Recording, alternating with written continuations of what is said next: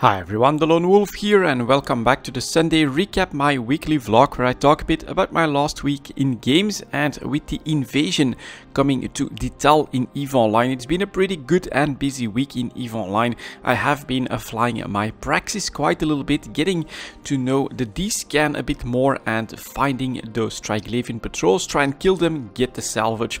That is of course where the value and the loot is at. Now also a special thank you to Tokolossi who helped me out in Detail with logistics cruisers, try to keep me up a little bit more so that I could actually try to handle some of these patrols from start to finish with the praxis itself. They do a lot of damage and completely solo I can't handle one of these patrols from start to finish, but I have found a tactic that is decently doable and decently rewarding. So basically once I descan down one of those patrols and I land on a grid, I try to take out the largest ships first. A couple of destroyers tend to be the ones that go down the most efficiently. After that you take out as many targets as you can until your shield reaches like 20% or something like that, and of course while you're doing that you align to a structure that you're going to fall back on, and that is what seems to be working so far. They don't scram me, and so I managed to take out usually 4, 5, sometimes 6 of them in a single round. Then I warp off to a structure, there I regen my shields, and then of course you warp back to grab the loot, grab the salvage. It's not that much of course, it would be nice to take out the entire patrol, but it works because by the time you're back on grid they have moved on and they basically get reinforcements by the time that you descan them again and start the fight over on the new location. So I have actually found some fun and solo accessible stuff to do in the phase 1 invasions when it comes to the patrols that are roaming around. I still have to take a look at phase 2. The new ores I think is something that I've seen Marky Dragon hunt for. I'm not sure how all of that works, and then potentially there might be sites and things like that as well. Lots of people are speculating that they'll hit structures as well at some point. I am really curious to see how all of that is going to develop, of course.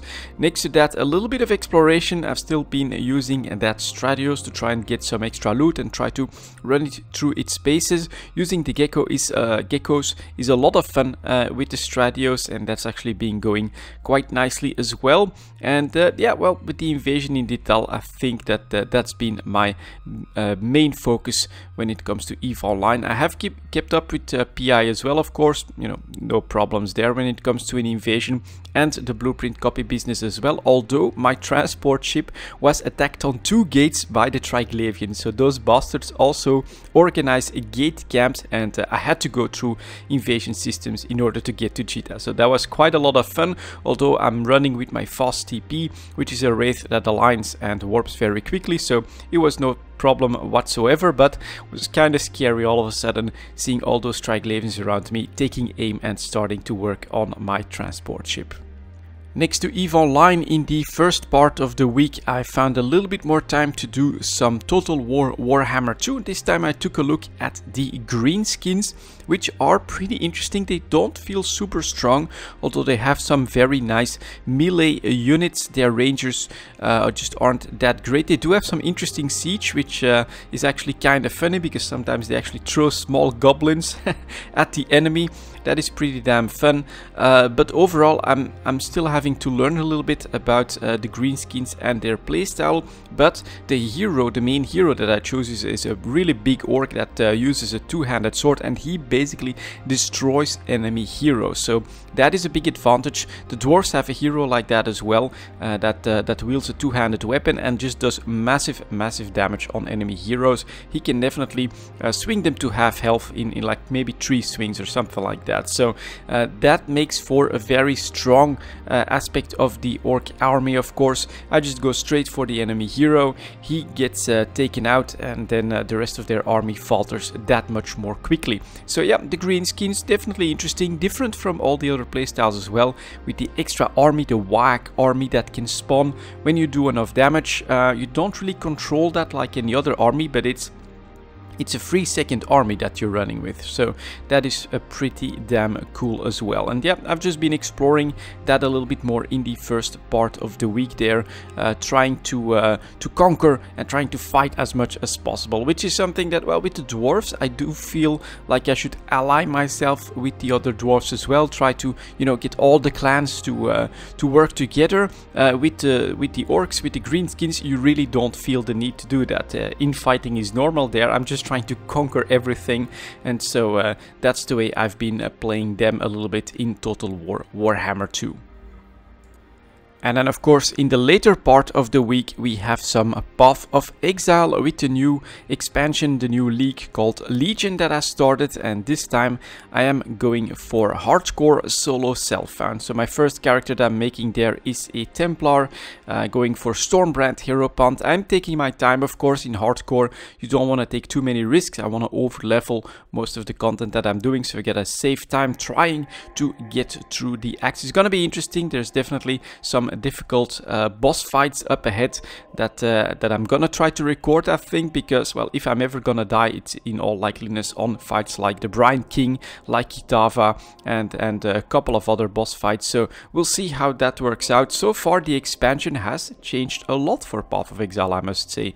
I'm feeling like I'm super slow for some reason. Spells also feel much more slow, but it also means that you get a better chance to dodge, and you get an interesting movement skill right from the beginning that is basically an instant movement skill, which is something that we definitely missed in the previous way of playing Path of Exile before this expansion. And it's basically a blink that pushes you forward and leaves behind a damaging patch of ice. Very, very interesting. The bosses also, you often also on some of the big monsters notice that they have this much longer wind up for some of their very big, very deadly attacks. You've got plenty of time to get out of dodge, to get out of the way of those. And I don't know, it feels like it is a slightly different game, although it is still, of course, Path of Exile with the skill builds, the passive skill tree, and all of that good stuff. And with the Stormbrand, I'm having fun. I think it's very, very powerful, of course, especially on maps. If I get to maps, I do think that they've got the incredible clear speed, because they just keep hunting, of course, and anything with high enough density is just going to get wrecked by a complete wave of the Stormbrand. So hopefully that works out. So far I'm having a good amount of fun with Path of Exile, but it's gonna be in hardcore league this time. I want to see if I can push myself there. Also solo self, I'm not too big on the trading and things like that. I just want to see how far I can get with a hardcore character on my own in Path of Exile, and then yeah, maybe if we can get or if my my Stormbrand character dies, I'll look for something else and then try to push that character through. I've got a couple of uniques already as well. The new mechanic for Legion is pretty straightforward. You find a sort of an obelisk, you activate it, you get this massive battlefield around you where you can do damage to frozen enemies, and then when the timer is up, they activate, you get to kill them all over again, and potentially you've got like loot boxes, some crates and things like that you can basically spawn in from that obelisk, and that potentially seems to have a very high chance to drop some really good loot like unique items. I've got a couple of those already, and all of them came from the Legion mechanic. So I'm looking forward to exploring more of that. Hopefully, if I do die with this character, I do it on screen, but I'm not planning to like record everything or stream everything at this point. We'll see how I make that happen. And that was my last week in games, guys. Thank you very much for watching, and I'll see you all next time.